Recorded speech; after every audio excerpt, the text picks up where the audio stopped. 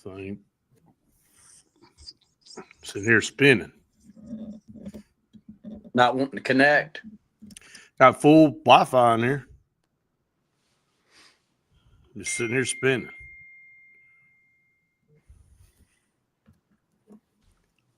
No idea why it's doing that either. Having trouble connecting. Good Lord. Come up here to the studio and you got no connect. There we go. Well, it's hard to get internet in there, buddy. We are here now. That just popped up. Says we've been live for 45 seconds. I mean, good Lord. Well, anybody that's been there's people watching too, so they get to see some behind the scenes stuff that goes on around here. So anybody that has ever worked or been around that television studio there knows that the internet connection is non-existent a lot. So if we stay on all hour, that'll be good. Yeah, I mean, we're up and rolling. So we are about to start our TV show at noon. So we're glad that everybody's joining us right now. I see people continuing to add, so we appreciate that so much. Guess it's a good time to give ourselves a little shameless plug. If you have not subscribed to our YouTube channel, please do that. We would really appreciate you doing that. If you have not, rocketing up over 9,000 subscribers here in about 4.5 months. So really appreciate everybody, man. It's hard to believe that we've really been doing this thing for, I mean, we're getting close to half a year. So time flies when you're having fun. Yes, it does. Been doing these TV shows for 20 plus years. If you're finding us on the podcast, so hang in there with us. A little bit of downtime from time to time. If you're just now tuning in and wondering what's going on, give everybody an idea where this TV show generates from, Brett, and where all it goes throughout the state.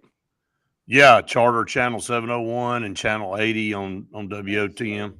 So we got a 30-second notification here. So, Kane, you'll just flash a lot. Okay, I can see the thing. So this is perfect, man. This is great. So, yeah, I'll go into that some more at one of our breaks. We're about to start here now. I don't actually have to keep a stopwatch today on location. I'm in the studio. There are perks.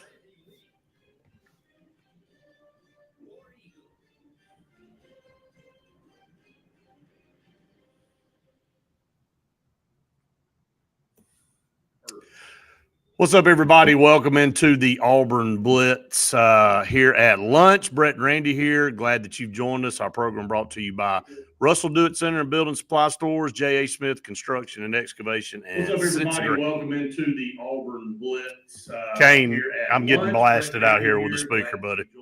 So if you can just kill the speaker where I can actually – I have no idea what's going on, guys. I apologize until we get this killed. Thank you very much. Okay, now I can get my bearings back. I hate myself talking to myself. How about that? I apologize for the rest of you that have to hear me. So, again, welcome into the Auburn Blitz. Our program brought to you by Russell Do-It Center and Building Supply Stores, J. Smith Construction and Excavation, and Sensa Green. For air that's cool and clean, call on Sensa Green. Randy, on the podcast this morning, you and I kind of dove into a lot of the recruiting talk, and I've got reason for concern up there, so I'll just keep that up there, kind of going with the theme of what we did this morning, because we got a lot of people, a lot of Auburn people out there wondering what in the world is going on with our recruiting class. We're down to 5 commitments, and again, we're here in June, and the landscape of recruiting and everything has changed so much, and when things kind of take place, used to not ever have any official visits going on in the month of May and into June, but all that's changed now, and you're going to have a boatload of guys offering their verbal commitment in the next couple of weeks. A lot of them we know, and one we know very well. They'll be committing on July the 2nd. So we're going to be keeping our eyes and ears peeled to see where that goes, but right now, Auburn just trying to regain some momentum, maybe get some of these guys back down the line, but maybe add a few guys to the class here in the next few weeks.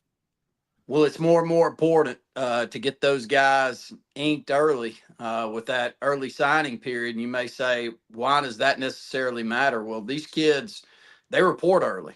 They make it through this December string of time, and they get through football season, but very few of them stick around for winter ball or anything that goes on in the spring. So I don't know the numbers from last year, Brett, but I would guess if Auburn signed 28, 25 or 26 of them reported early. Is that right? Right. I mean, it's a massive number, and it takes, an exact reason for a kid to want to come back, and so far it hasn't been because they're great in other sports. I mean, if you're a 4 and 5 star football recruit, you probably are a multi-sport guy, especially at some of our smaller schools around the country, and you're going to be missed heavily. You and I talk about Sedarian, of course. He'll be missed mightily on the basketball court, but he's also one of the top track and field athletes in the state of Alabama.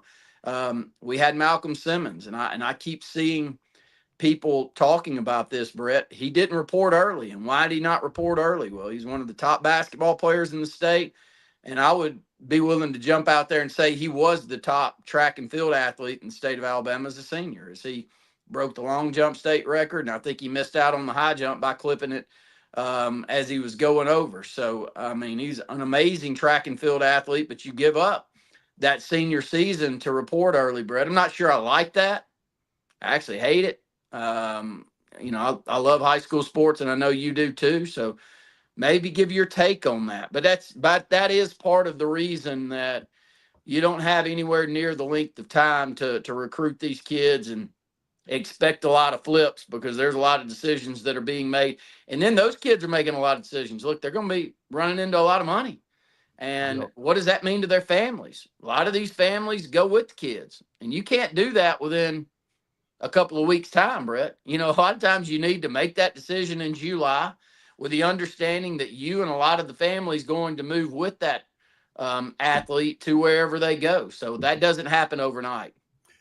I think the trend for a lot of the top athletes is to go ahead and enroll early. They want to go ahead and get in there in January and have a spring under their belt. And, Coach Freeze mentioned that about Malcolm. You brought that up, that he was unique, that he was 25, 30 minutes up the road, and he could come to spring practice and be on the sideline and take that in. And he really bragged on Malcolm doing that and taking the initiative in the spring last year, or year before last, rather, to go ahead and be part of the team, even though he had not enrolled in school or couldn't enroll in school until the fall. So with that being said, most of these guys, like you said, your recruiting class arrives in January. There may be 3 or 4 guys that are outliers that need to stay for another semester and finish, or like you said, are entrenched in a sport that they love, like basketball or track. They want to finish their high school career doing that, but that's becoming lesser and lesser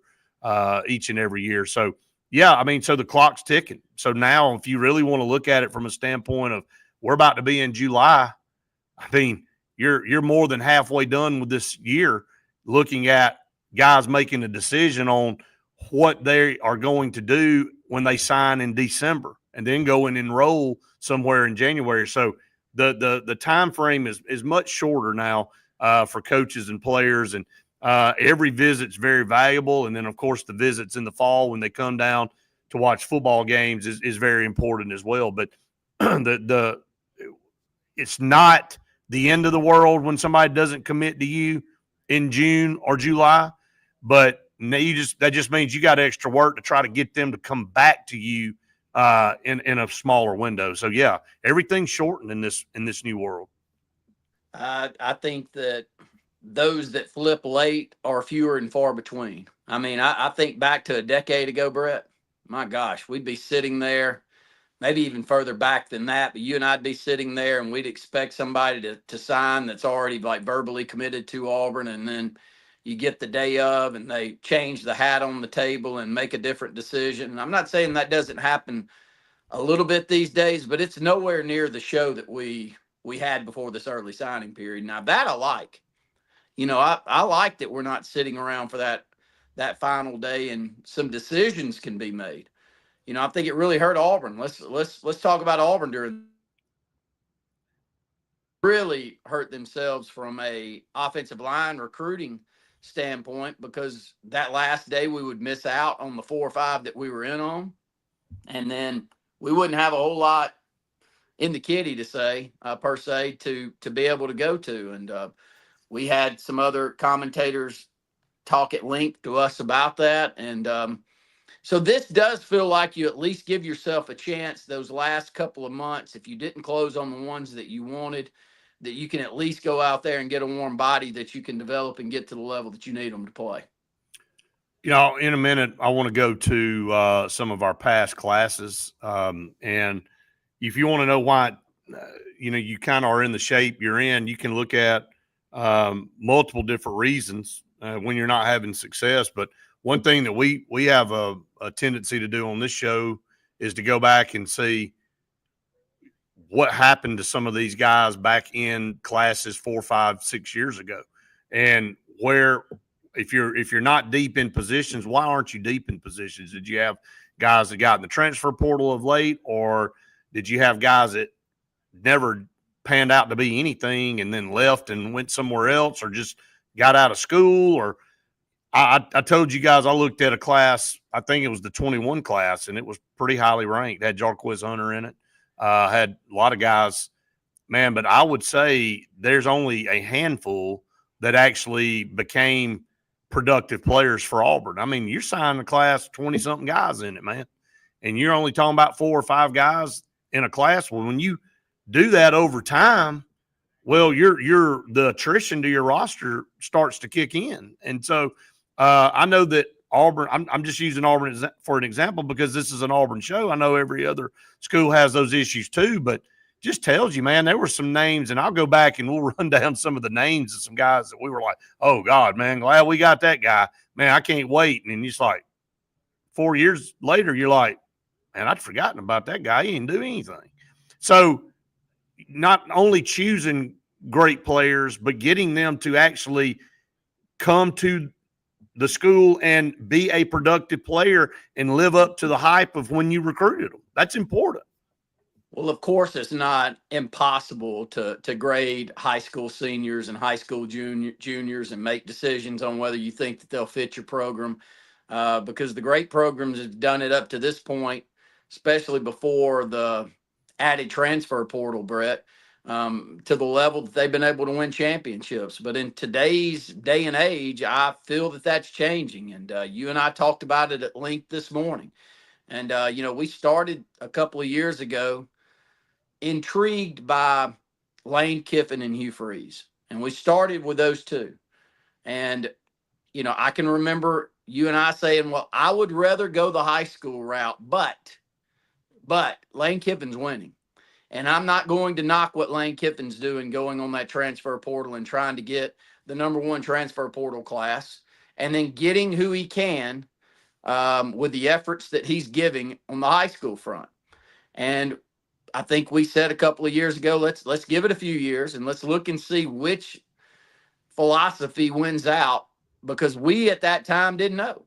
All we knew was we had hired someone that I felt like could really recruit the high school ranks. And he has proven that. Hugh Freeze has proven that.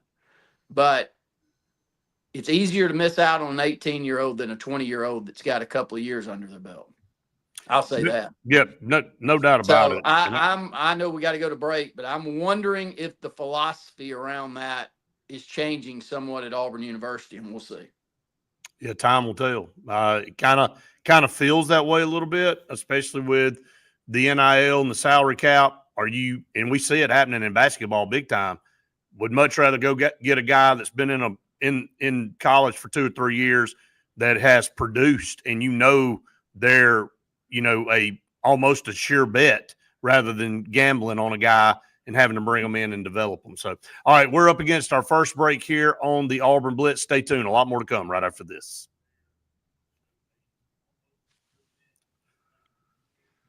Yeah, I mean, the first 4 or 5 guys that I pull up on the 21 class, you're going to bring back some memories, and I'm going to rehash some of these comments. comments. All of them. I'd love to hear this. Well, I haven't done this. Well, I'll go ahead and preview for the people online for 21, and then we'll dive back into it when we come back from commercial break. I mean, you remember how important that 21 class was. We started off with Lee Hunter, who was a 5-star. Remember him from Blunt? And, I mean, he was the number 5 player in the state. The number 6 player in the state was Dylan Brooks. We got him, too, from Handley. Both of those guys were highly touted. Everybody wanted them. We got him. If you'll remember a guy from Houston, Texas, the quarterback, Demetrius Davis. You remember how big of a get that was for Auburn, number 22 quarterback in the country. From North Shore High School, who has a tremendous reputation in Texas, being one of the top high school programs there. Amari Harvey, you remember him? That ended up going and transferring, was a top safety out of Tallahassee, Florida. I think he ended up going back to Florida State. Got him. Those right there, those were the top guys. Ain't none of them pan out for Auburn. None of them hardly ever played. Well, no. And if memory serves me correct, Lee Hunter was the only top 100 prospect that we got in this class. I think this was a 16 to 20 class. Number 18 overall. Oh, wow. Nailed it. I'm shocked that with being the non-recruitnik that I was, you were and nailed still it. Am, that I got that. But hey, do you remember Roe Torrance from the cornerback, and you remember Joko Willis, one of the top JUCO linebackers? He was 6'3", 220 pounds. And did Joko Willis ever play a down at Auburn? I mean, I can go down through here. Who's left? I mean, who made a splash at Auburn out of that entire recruiting class? All right, so when I go up here and I look at the actual recruits, Landon King, you remember him? Played limited time, ended up transferring out, was a top-ranked tight end. We spin him for an entire summer that he was going to be because I think he made one play, maybe in the spring game, that intrigued us enough to go, man, he's going to be great. We finally got a tight end that we can count on now. The only two I see, and then I'll get to the transfers, Jarquez Hunter, he turned out for sure. And I think he was a really marginal recruit. 3-star. Yeah, that's what I thought. Yep, 3-star. But he turned out, and Tavares Dawson ended up playing for a few years at Auburn, ended up transferring out. But then you had to go to the transfers. Marcus Harris, DJ Kaufman, and EQ Leota were probably 3 guys that really, really contributed down the line. So we got more out of the transfers than we got the entire high school recruiting class. Of all of the entire class. Right, let's keep our thought process around that when we're discussing what's going on with Auburn recruiting. Yeah, and I'll go to 22 to see what it looked like there. And we didn't have as good a class in 22. We had a number 21 ranked class. Now you got to remember, we're starting to get into the dredges of Potato Boy, and Brian Harsin. So, and when I look down through here, and look, there's actually more production out of this group than there was the 21 class, and several really good players in this group that we'll talk about. But it was ranked a little bit lower. But again, the transfers had a big impact on that class too, probably as much or more than anybody in the high school side. Now there were several in this high school class that played and that have been playing and still playing at Auburn right now. So we got 30 seconds, actually about 15 now.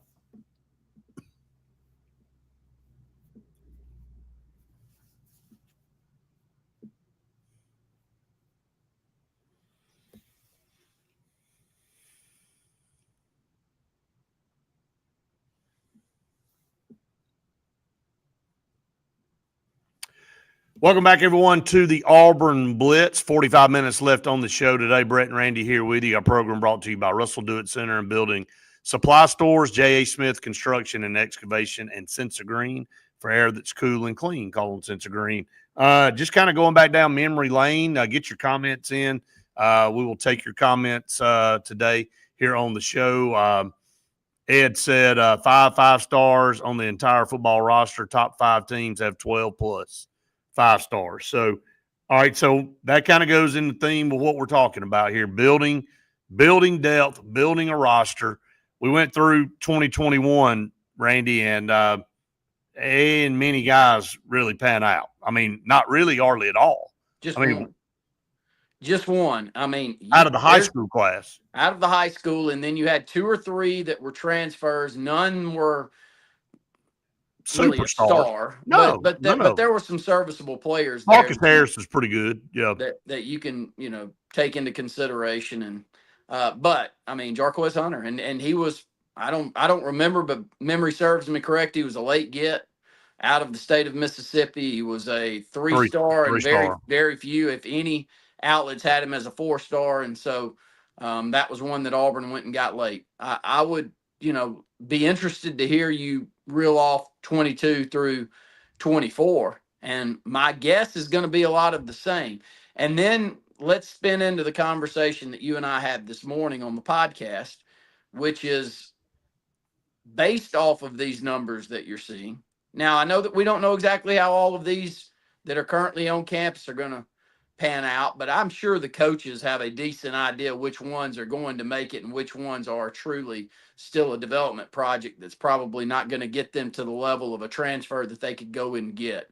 And maybe we can look at a few of those, Brett. But start back with the 22. Is it much the same? It is. It was not ranked as high as the 21 class. It was ranked 21st. And when you look at it, okay, right out of the gate, Robert Woodyard, he's anticipated to start at middle linebacker this year. So he's been there, for a few years and bided his time, and really has looked good. Toward the end of last year, got a pretty good bit of playing time, and then really had a good spring. So Robert Woodyard's a guy that Auburn's looking to have really good production out of as the starting middle linebacker. Holden Gardner, I mean, he was on the roster for 4 years and really just never could break through. He was the number 14 quarterback in the country, if you'll remember. So just a highly rated guy that never panned out. Jeffrey Mbaugh was a top-rate guy that came from he was the number 1 defensive player in JUCO that Auburn got, and never really panned out. Keontae Scott was a good player for Auburn, and then he changed positions last year and just fell off the map. And so a couple of years ago, I thought you and I both said we thought he was probably the best player on the team. Well, I thought he had a chance to be the most explosive. I thought he's great in the return game. He played, what was that, star position that we had liked so much, which was good in coverage, but also could come up and run support. And, moving to the corner, it wasn't a good move. And so, yeah, this is a much better class. It may not rank as high, but a way more productive class than that 21 class was. Yeah, Maury Kelly played for a couple of years from Hewitt-Trussville, they ended up transferring out, but he played some. Trey Donaldson, how funny is that, was part of this class and ended up not playing football, ended up playing basketball and moving on. But, Trey Donaldson was a 4-star out of Florida. That was a pretty big get, and a dual guy.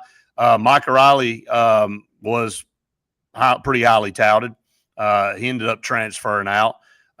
Remember Jay Fair? We just looked at him coming back to Auburn. Remember in the portal and stuff. Jay Fair from Texas ended up not panning out. Remember Powell Gordon from Auburn High School? Auburn got him in that class. Never did anything. Damari Alston was in this class. So Damari Alston is slated to start probably at tailback this year. Been a pretty good player for Auburn the last couple of years. So it's his time to shine, and we'll see. But as you just mentioned, this is a lot better than the year before. Way better. And Camden Brown, and I thought Camden Brown from St. Thomas Aquinas, you get a player out of that school, one of the top receivers in the state of Florida. Man, he looks good, doesn't he? But never could get over the hump and dropped a lot of passes, and I think Auburn gave him plenty of chances. Caleb Wooden was in this class. You remember him, and from Lawrenceville, Georgia. Alex McPherson was in this class. So that in high school, I mean, just by there's 10 or 12 guys, man. It's pretty good. Way better. I mean, when you go through and say how terrible that 21 class was as far as production there at Auburn, this one's got the chance to be a really good one. I mean, when you've got your middle linebacker and your starting running back this year with high expectations on both, I mean, you just add those two into the mix and you felt like you had a pretty good class. And then there's a number of other ones there. So 22, even though it was the 21st ranked class so far, much better than 21. And then you added these transfers who absolutely had major impacts, Eugene Asante and DJ James. I mean, those two guys were phenomenal players for Auburn. Well, as good as we hope. Yeah. Running back and linebacker may be out of that class in the high school ranks. We got that production out of those two, Brett. So let's just keep on that train of thought as you move down this list. Yeah, absolutely. In comparison, how much great production are we getting out of the transfer portal or the high school ranks? All right, we're up against another break here on the program. Stay tuned. A lot more to come right after this. Yeah, it's interesting to look at, man. I mean, when you go down through here, I mean, I'm just naming the ones that have produced. I'm not going through the whole deal. I mean, Zach Calzada came in and transferred from A&M, never played because he hurt his arm. Now he's the quarterback at Kentucky. So we will see him this year. He will come to Auburn, and I think he's slated to be the starter. So we'll see. All right, so we'll flip up to the 23 class and see what this looks like. Yeah, big time guys in this class. Hey, right out of the gate, like the first five are major contributors. So that's gotten better. It has gotten better. Just kind of a preview for everybody. Keldrick Falk, Kayan Lee, Jeremiah Kyle, Connor Lew, Sylvester Smith. I mean, all are major contributors or anticipated. I know Jeremiah Cobb hasn't been to this point, but he's anticipated to be a major contributor this year. So, but Connor Lew's he's a preseason All-American. I mean, so is Keldrick Falk. So right out of the gate, you got two preseason All-Americans. So they've been living. Kayan Lee's been playing outstanding in the secondary. Going on down, Xavier Miller's in this class. Quintrell Jamison Travis, who's expected to start on the defensive line. Champ Anthony was in this class. Braden Joyner was in this class, just transferred. Hank Brown was in this class. Transfer.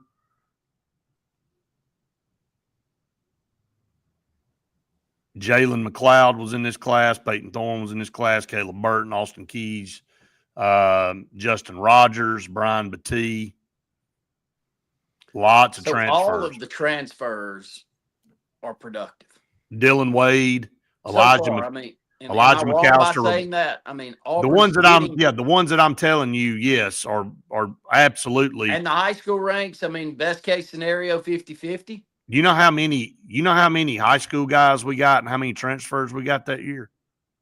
22 high school guys, 20 transfers. Well, you got to keep in mind that's the exodus after Harsin and first year for Freeze to try to piecemeal a team together. So the only way 19th ranked class in the country, number 5 transfer class. So he ended up getting, but the top end of that high school class, Randy, is really, really good. Like, they need to be All-Americans. I mean, the problem with the top end of any of your classes, which was brought up earlier on the initial comment, right? When you're competing with Georgia and Alabama, and they got 12 to 15 5-stars, and 3 or 4 of them are first-team All-Americans every year, right? If you don't get your top 4 or 5 to become half of them are All-Americans or first-team All-SEC, you're not going to reach that other level.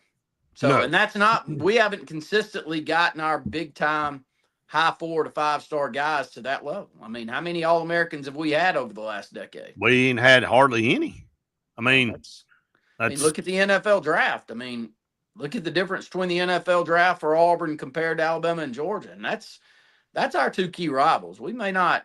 But when you go back, you go back to 21 and 22, not much left of any of those classes at all.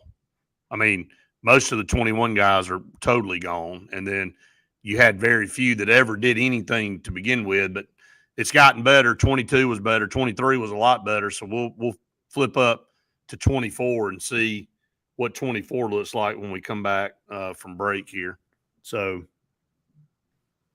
have 30 seconds, and I'll go ahead and. So, yeah, it's interesting to go back. If you want to look at why your roster is what it is, I mean, this is it. I mean, people just they move on to the next group of guys, you know, and you don't think about the retention and the development. I mean, but that's how you build your numbers.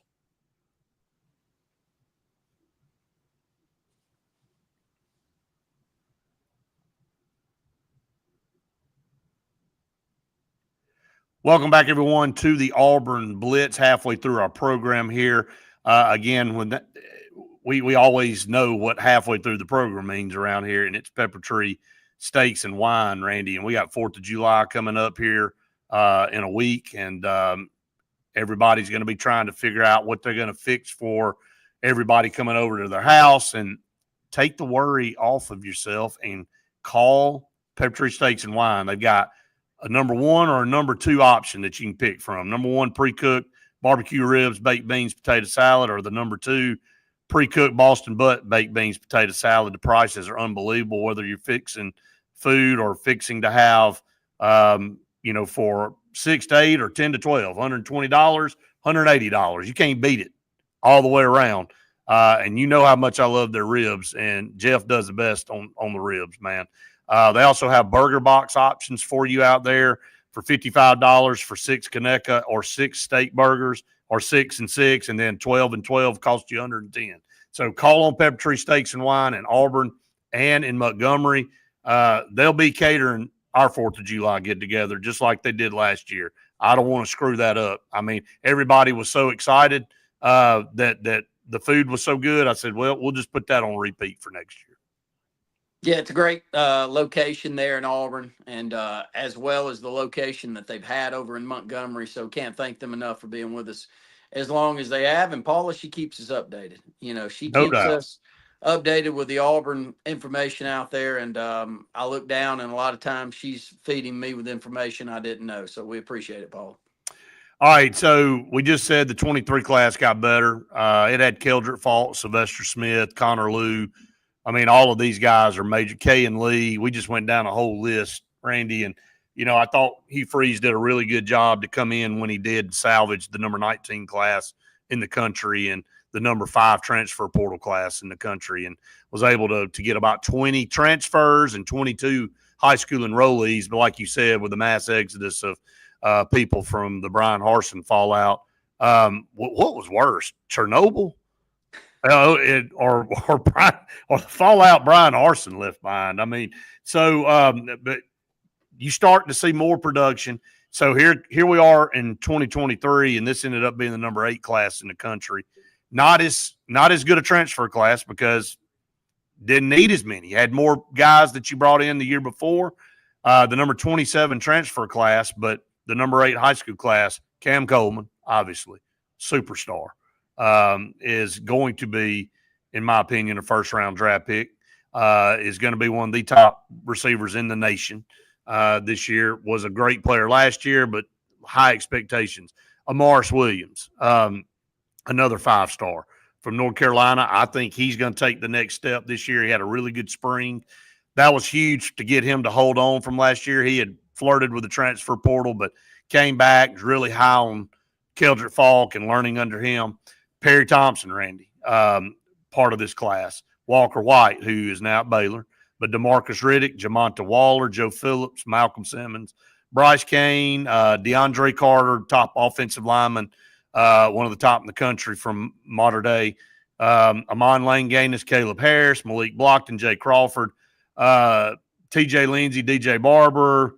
All those guys, man, are expected to play and contribute. Well, you're getting into the years, though, where there's still expectation.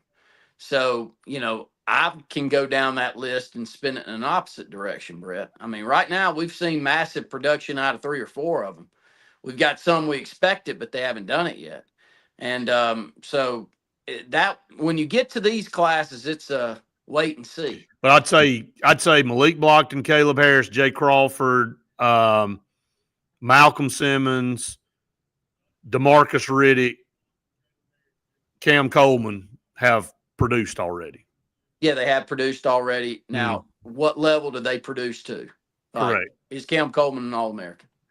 Malcolm Simmons an All-American? We hope. I think the talent level's there, but if you want to get to the next level, they got to produce to that level. I mean, we can't be having this same discussion and trying to spin it that Cam Coleman's a first-round draft pick and he still doesn't get 1,000 yards in receiving. That's got to change. I mean, the transfer class really good here. Well, and keep going because, and again, these are still, and I like that bottom half of that list. I'm not trying to be negative. I'm just no. I agree with you. No, but you're right. I mean, a lot of question marks. Yeah, there's a lot of expectations more than production to this point. All right, on the transfer side of things, you had Keandre Lambert-Smith, who was one of the best receivers in the country last year. Isaiah Rakes, who was a really good piece that came in from Texas A&M on the defensive line.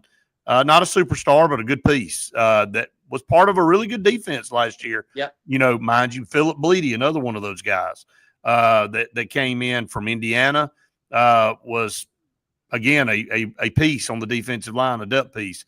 Got Antonio Kite. There were high expectations getting him. He didn't pan out. He ended up not making it through the season. Jaron Thompson, good get from Texas. Really? Yeah. Absolutely.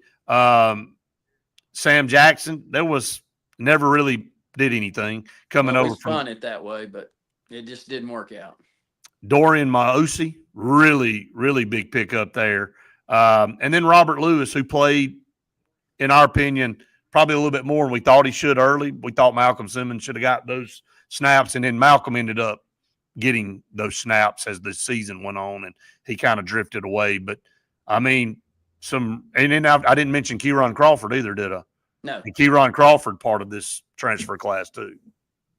It's a good transfer class. 75% of those guys got key snaps throughout the season. I mean, this is where the philosophy comes in. And look, I'm trying to spin this in a positive direction. I'm gonna let you get through this last little run through of classes that Auburn's got expectations from, and they are highly questionable on whether any of this next one's going to make a massive splash. But so far, out of the transfer portal, there's been very few that at least weren't productive. I agree with you. Like, it seems like the majority, if you had to side with one side or the other, you would probably lean toward the transfer portal right now. Well, I would agree. I mean, and I think that when you get into roster management, right, you got to have production. Like, you can't get into a roster management from a money standpoint and have receivers that were 5-star that barely get on the field. Yeah, you can't pay a guy $1 million and he sits on the bench. That ain't gonna cut it. It can't happen. And so, it's just a lot less risk to go. Now, you've got to go get Cams and Malcolms and Malik Blocktons. I mean, I don't think that you're going to ever get to a top tier level without going and getting some of the best high school guys. But I'm not sure. Right. I'm not sure that you need to get 25 high school guys. I'm of the opinion that you need to get, I may be off here. And guess what? There's a whole nother element to this. I know we got to get, I didn't mean to cut you off. We got to get to break. But I haven't thought through this one that much. But maybe you get 15 high school guys to keep a lot of open spots to go out there and get 1 or 2 of the very best transfers. And then you go get 7 or 8 that are pieces that are all the bottom half of the recruiting cycle in high school is going to end up being anyway. Up against another break. Stay tuned. More to come right after this. And then when the NCAA came in and said no scholarship limits now. Yeah. I mean, just changed everything. I mean, everything's just wide open now. So real high expectations with this 25 class, obviously the number 6 class in the country. So, and then they had the number 6 high school class and the number 8 transfer class. I mean, that's real good. All right, some comments here. Justin said, so smartest to put your money on portal players? No, I think you need to win as many of the top tier guys out of high school as you can. And I think you're going to have to pay them mightily to get them.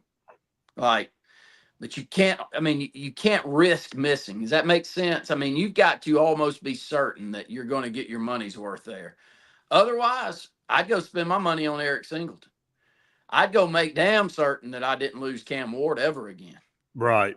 I mean, and because they're going every year. There's going to be guys that get in that portal that everybody's going to want. You've got to have a heavy amount of money sitting on the sideline to be able to compete for those guys. Right. Let's ask this, Brett. Let's say if we had this same philosophy this year, would we have gone and got Mateer instead of Oklahoma? Who would you rather have? Mateer. Okay, well, let's say that we couldn't get him, and that's the reason we got Jackson Arnold. I don't know that. I'm just talking. Well, I'm rambling here. The reason Mateer ended up going to Oklahoma is because his coach left Washington State and went to Oklahoma. So though, if you've got an unlimited budget sitting there to go get Cam Ward or whoever the Auburn definitely missed Cam Ward. They missed on that. Agree, 100%. I mean, he was the unequivocal, undeniable best player in the portal, and he was interested in Auburn, and Auburn didn't pony up. They stuck with Peyton Thorne, and I don't care what anybody says. People out there go, so we didn't have a shot at Cam. Yeah, you did, and you didn't do it, and so you rode with Peyton Thorne, and you got what you got, and it was a bad miss, man. Just all I can tell you. He went to Miami, who had a horrific defense. When I tell you beyond horrific, they were horrific and won 9 games. Auburn had a really good defense last year that started off, probably not as good, but, man, by the end of the year, Auburn's defense was playing really good football. And you added Cam Ward to that offense with his ability to move around and the dynamic playmakers we had at wide receiver and Jarquez Hunter in the backfield and an offensive line that was decent. Not great by any stretch, but decent, middle of the road for this conference. You win in 4 or 5 more games, in my opinion, because we crapped away 4 or 5 the way it was to begin with. I mean, there's no part of me that doesn't think we don't beat Missouri and Arkansas and Cal and Oklahoma. We blow Oklahoma off the field with Cam Ward. At that. We were just sitting. They were so pitiful offensively. Man, they couldn't do anything. We had to absolutely hand wrap a present and give it to them in the 4th quarter. And we did. And we did, man. And they had to bust a guy back from the hospital against Missouri. I mean, that guy was he was over there getting wrapped up at the hospital, took a cab, came back, and it put him in, and he drove Auburn down the field. Cam Ward, like Justin's talking about Alex McPherson, you win 2 more. I agree. But it don't even come down to field goals with Cam Ward, man. We blow Missouri out. We blow Oklahoma out. You got Vanderbilt at home. If you're losing at home with Vanderbilt, that should tell you everything you need to know. When you only give up, 13 points? Yeah, that's it. It wasn't like Diego Pavia came in and lit the world on fire. He did. Now, the year before he did, New Mexico State, he absolutely did. But he didn't have a really good game. I mean, Arkansas, dude, turned the ball over 5 times, man. I mean, just crap 4 or 5 away, man. It could have been a 10-win team. So, philosophy, back to that. Yeah, here we go. Welcome back, everyone, to the Auburn Blitz. A couple segments left in the show today, just kind of going back down and looking at some of the classes over the last 4 or 5 years, who is left, who's producing. Now we're in, obviously, the 25 class. And, again, Randy, this is the highest ranked class Auburn's had in a long time. It was the number 6 ranked class in the country and the number 8 transfer portal class in the country. So a lot of expectations coming in to this season. These guys have not been on the field yet, but out of spring, you're going to have a lot of these guys that are going to be relied upon. And I'll start at the top. Malik Autry was the highest rated guy in this class, a 5-star, with Deuce Knight being up there with him. And we all know that Jackson Arnold's been named the quarterback, but Deuce Knight's one of the highest ranked quarterbacks we've had around these parts in a long time. Now, Jackson Arnold was highly ranked coming out of high school too. He was a 5-star plus, Gatorade Player of the Year, but had a pretty good year the first year with Oklahoma, and then tailed off last year and ended up going to the bench because of the change of offensive philosophy and all that kind of stuff. But you got Jared Smith, Anquan Fagans, J.J. Fault, Jordan Crawford, Eric Winters, Blake Woodby, Antonio Coleman. Those are the guys that I think are really going to have an opportunity to play. Sam Turner has really spun heads in spring. I think he's going to be hard to be kept off the field. So is Elijah Melendez. That was a big get, a good flip from Miami when we were able to get him. Alvin Henderson, he was the Mr. Football in Alabama, but, smaller kid, but a 4-star guy, Randy. So there's a lot of high expectations with this class. Well, this is the norm, though. I mean, don't get me wrong. This is a better class than the 21 and the 22 classes, just right. from a perception standpoint. But it doesn't mean that you don't develop, and we still don't struggle with getting the play on the field to match where they were rated. But I like the class, but I like a lot of the classes, and I'm really going back to the Gus Malzahn classes. I really liked some of those classes, but we had some positions, i.e. Offensive line, that we missed out on some of those classes, but we had some his rankings were deceptive. Like you said, I liked his classes too, but yeah, he had a lot of the higher ranked classes were just loaded with skill guys and no line of scrimmage guys. And, again, that's a part of recruiting that can be deceptive sometimes. You look down and go, hey, I got a bunch of 4-stars. I didn't get anybody in this position or anybody in this position. You're like, well, crap, man. Can't play football without those positions. All right, and Justin asks, so the last segment, and to finish this one out, let's go in the direction that we closed out the podcast this morning. Change of philosophy. Brett, for those that missed out on your spill this morning, I want you to give it again because I think it's important to hear from you. You have spoken currently to 7 of the top 10 recruits in the state of Alabama. You're traveling the state with our HSA radio network. We're doing on the road. Part of what we're doing is to go to each of the top 10 recruits in the state of Alabama and get interviews with all of them. You've had 7 of 10. Their spill, and I know that they don't say anything negative, but the thing that I took away from your comments this morning is there's 3 or 4, including the head coach for Auburn, that everybody you talk to really, really likes, and they're giving you a little more than just the cookie cutter answer. They do. I mean, when you talk to them, you can't. We can as humans hide our emotions. We can. You have to watch people's nonverbal communication when you ask questions. To me, nonverbal speaks so much louder than what comes out of people's mouths. And then you can watch a kid's face light up when they mention certain people's names. And Faith and I have made a point to ask them those questions, maybe not necessarily on camera, but off to the side. And, who do you like? Who do you like at Auburn? Oh, man. When you really like somebody, you just change your demeanor. And I can tell you, I told you this morning that 4 or 5 of those guys really love Coach Freeze. They really do, man. And, I think that's important to hear, that your head coach is that involved and they build a relationship, along the way. Again, Marcus Davis name was mentioned, King Williams, defensive line coach name, Rob Bellatoni name came up with a couple of guys. So, yeah, I mean, and then I didn't mention it this morning, but DJ Durkin, all of the defensive guys love Coach Durkin, especially Tank Jones. Again, that's your guy. That's your defensive coordinator. It's important to hear that. So, it's not, like I said before we go to our last break, It's not because Auburn not out there making impact and building relationships. Which was your question with Brian Harsin? 100%, because he didn't go see anybody.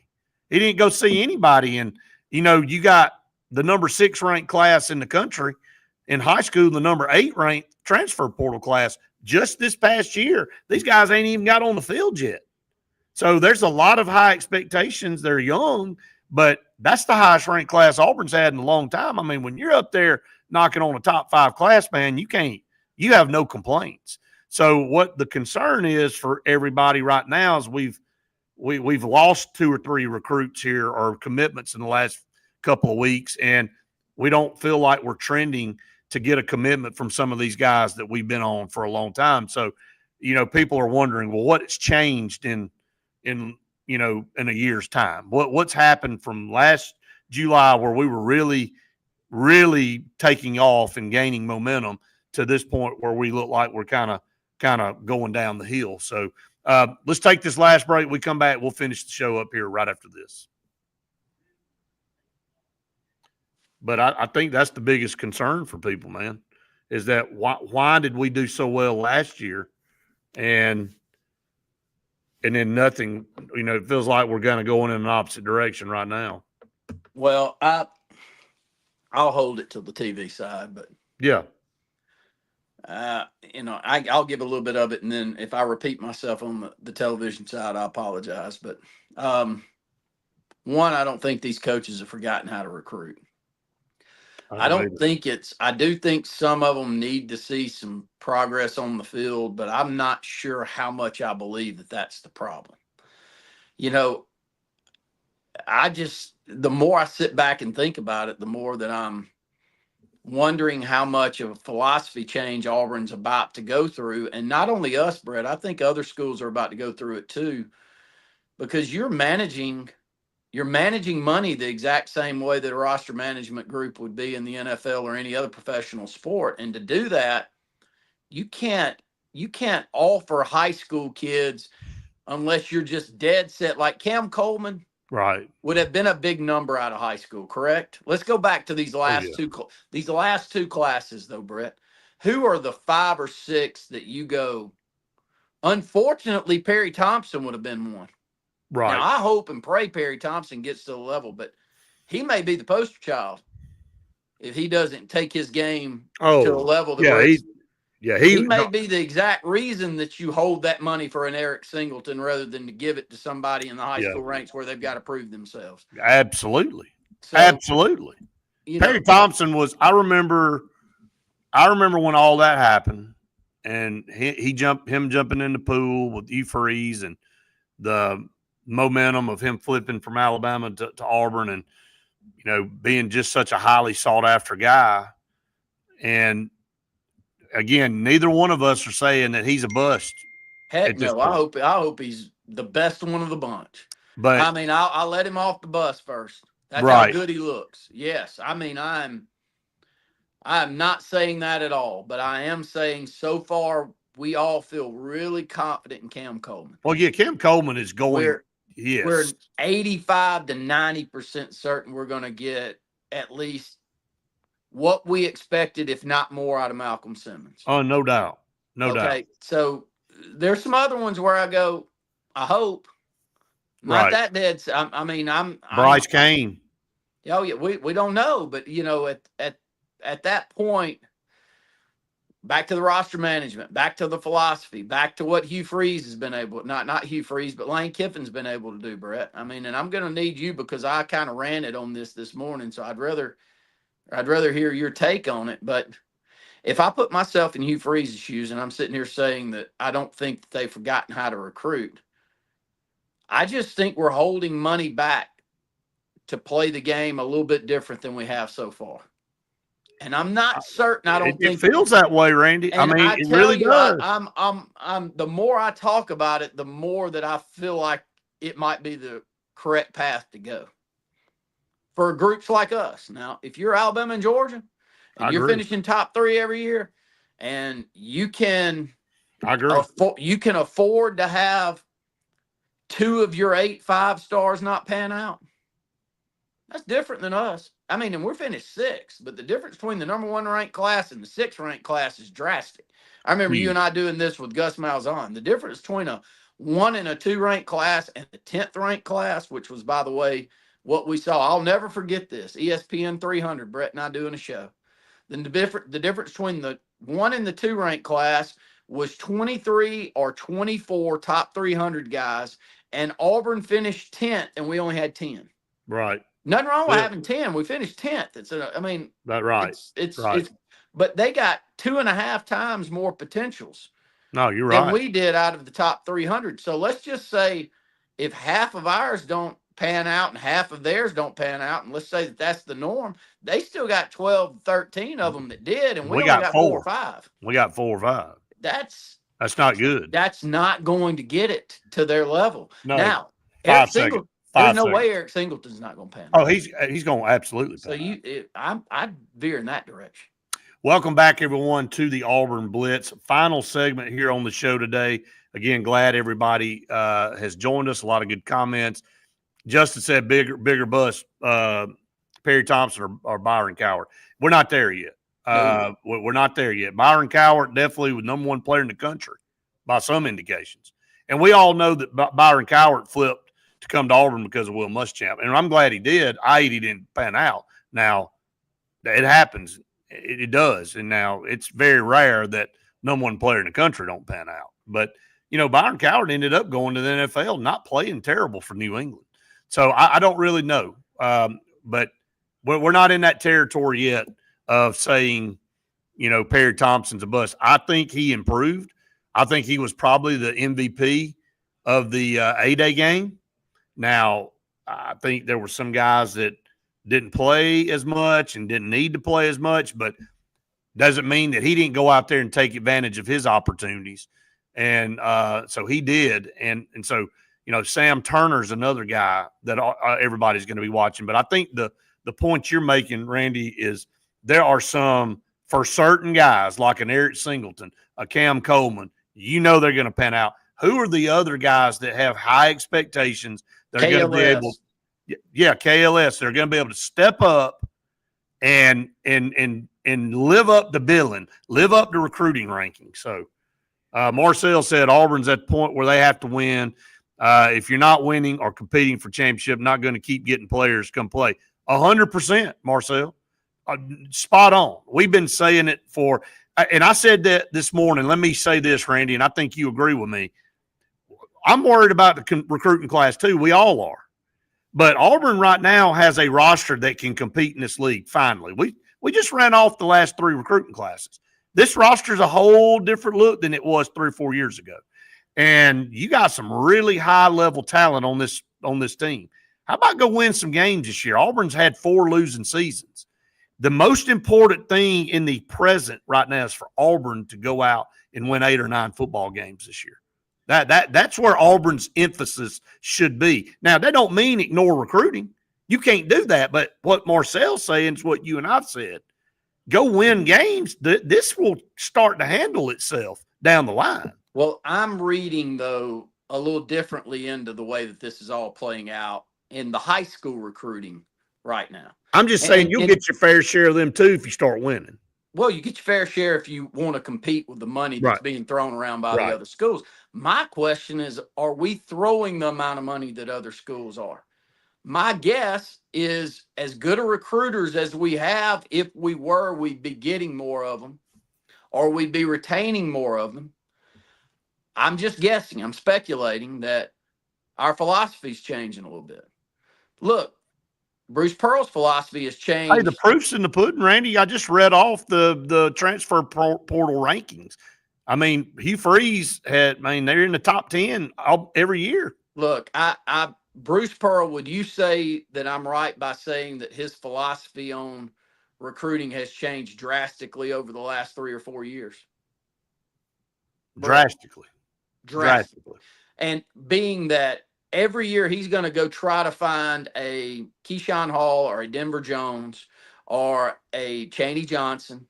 And he's going to try to go get someone that has proven that they can compete at that level. And it's going to take money. You're not just going to go get Keyshawn Hall that's averaging 19.8 points per game, just get him to come over to Auburn because you smile real pretty. I mean, it's not the way it works. You got to have money sitting on the sideline to go and compete with the Dukes and the Kentuckys of the world that would also like to have Keyshawn Hall with that big left-handed shot to come in and help you, correct?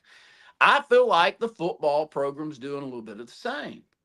That we're going, look, I'd love to have Sedarian Morgan, and you and I would too. But if it means that I'm going to have to tell him a number right now in June, I'm not going to be able to do that because I'd like to roster manage. I'd like to roster manage. You're saying and seeing what I've been personally told. So you're seeing how this is coming full circle. I think you're right. I think what we were told was right. I think that's why Sedarian Morgan said in that article with Christian Clemente that Auburn said they couldn't tell me what they were going to be able to do until maybe later on in the year. And that's because I feel like the philosophy's being discussed. Right. And I don't think Auburn's going to be the only one, man. I think this is about to be the norm.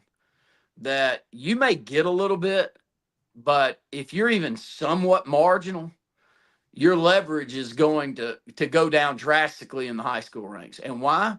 Because they're going to want you to go prove it. Now, if you go prove it, your leverage goes through the roof. If you're Keyshawn Hall, what have I been saying? What have I been saying for the last 6 or 7 months? Sign a two-year contract. Yes. Sign a 2-year contract. If you can't get on the field in 2 years, okay, go somewhere else. But give yourself I think the college guy deserves to go get that payday.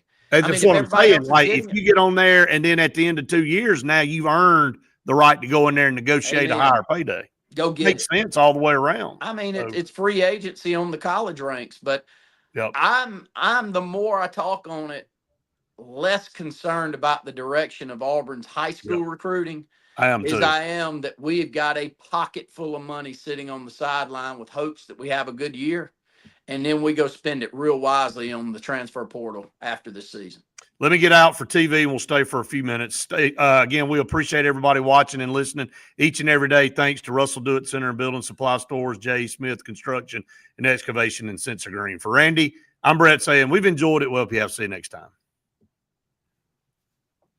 But no, I think you have to, and just said y'all calmed me down. I think you have to look. You got to trust. On the surface right now, it looks like the sky's falling. We said that this morning, and you said it this morning. I've heard it from other people, and we've heard it from some coaches right to my face that some of these schools aren't going to be able to follow through with what they're telling these kids. Yeah, and they're telling them a bunch of junk. And I said that a few weeks ago on our shows. I said, PSA to all these kids out there, you need to be sure that these programs can follow through with what they're saying, because everything sounds good in a passing conversation, or they get you in the room. Yeah, man, we'll get you this and we'll be able to do this. And then down the line, they go, uh-oh, well, some things change, guys. And then they can punt the football to somebody else and blame them and say, well, man, it wasn't our fault. They changed all this on us. Yeah. Those that were going to give the money, that had it stipulated at this, they decided that they no longer wanted to give their $10 million a year towards NIL. They wanted it to go towards a name on a basketball arena. Yes. Look, man, this is a dirty path. And guess what you're doing if you're sitting there, and if we're playing this game and Auburn's sitting here and this is really what's going on, and that falls apart, and they've managed their money, they've managed their roster, and they go, hey, buddy, what'd I tell you? We got a place for you over here. And when we got what you need, you want to come over here, and they were right back over there. Well, I'm not trying to spin this that we don't need to spend what others are. I'm with you, but I'm not saying that. I don't think we're not. I don't think we're not spending what others are. I think we are. We're just doing it in a different way. I think where we are as a program, we need to be smarter on how we spend it.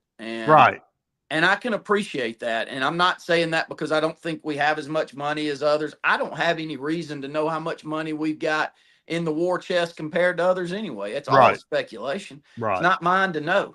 But if you tell me that, Randy, we're going to hold off on those 4 or 5 that y'all deem as some massive importance right now in June of 2025. So if Jackson Arnold doesn't pan out and Eric Singleton goes to the NFL draft, and I'm giving a for instance, or we need to go and get the Ashton Genty of the football world next year as a running back. And we've got this war chest sitting over here where if those 3 or 4 guys present themselves, we can go get them. And we can compete with Miami and others. That's the way they're playing. Because we've seen, Randy, we did it. We're poster child. You go get a dynamic quarterback, Cam Newton, you can go win a national championship. Can you imagine how much money it would have taken? Oh, to get Cam? Oh, yes. Jesus Christ, man! But you have to plan to be able to go get you. That's the whole conversation. That's where I am. I think you nailed it, and that's what I've been telling you, and that's what everybody's kind of being said, and you really have summed it up for everybody. It's about how you take your money and you manage it. You don't want to be labeled as the program that's lying to everybody, because that's going to start happening. Them kids are going to go, man, they full of crap over here. They tell you all this stuff. When they get you there, they never follow through. Jimbo Fisher. Yeah. Look, let's just remind everybody that Billy Napier in Florida have already been sued. Okay. Yeah. And so with that being said, I know we got to get out, and I got to do another show, believe it or not. But Marcel said the 2-year plan is one of the best ideas for college football, and put a cap on it. I mean, dang, man, why does that not make sense for everybody involved? And then it protects everybody. And then if you have the leverage at 2 years, man, go demand $20 million. Go get it, dude. I don't care what you get. Go get it. But I ain't paying you that when you ain't took a snap. I agree. So, I mean, let's just be realistic. We want people to be successful, but go show me. Like, when you get hired in a job, you don't start off at the top of the salary schedule. You don't get paid what the CEO gets paid. You don't. I mean, you get paid what somebody coming out of college should get paid, and then you work your way up. So, all right, we got to get out, guys. It's been fun. Appreciate it. All right, we'll see y'all.